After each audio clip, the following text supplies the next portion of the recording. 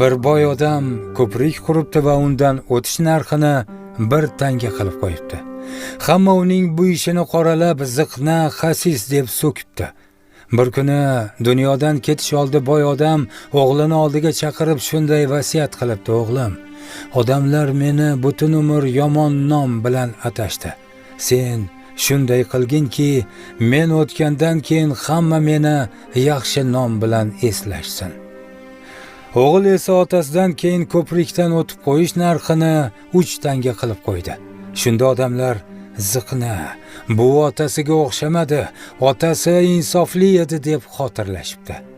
Bundan xulosa shuki, hayotimiz ham aslida shunday. Kimningdir qadrini yomonlarni ko'rgandan keyingina anglab yetamiz. E'tiboringiz uchun rahmat.